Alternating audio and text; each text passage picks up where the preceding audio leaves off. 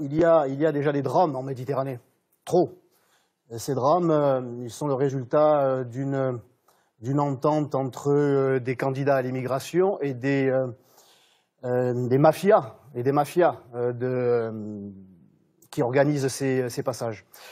S'il y a des drames en Méditerranée, ils pourraient se produire, peut-être à Marseille, c'est vrai. Vous le craignez? Je le crains au vu de l'anarchie qui règne en Méditerranée.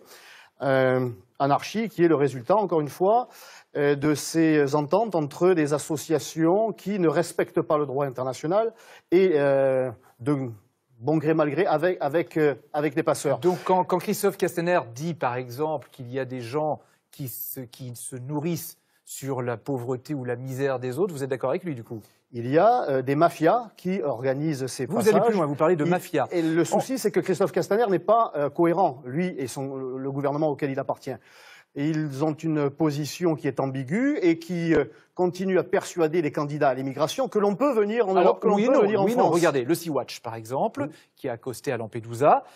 La France va accueillir 10 personnes, ça ne va pas déséquilibrer la population française, mais refuse d'accueillir le navire humanitaire, cependant. Oui, ça c'est encore une fois toute l'ambiguïté de la position du gouvernement français, mais au final, on finit par accueillir 10 clandestins, en plus de ce que nous accueillons, j'allais dire traditionnellement. Vous les appelez clandestins. Pour vous, ce ne sont pas des migrants, ce ne sont pas des réfugiés. Ce sont des clandestins. Ce sont des clandestins. Tout le temps qu'ils n'ont pas, les papiers, mais ils les auront peut-être. Et la seule méthode qui permettra qu'il n'y ait plus de drame en Méditerranée, c'est la méthode Salvini, c'est la méthode en Australie.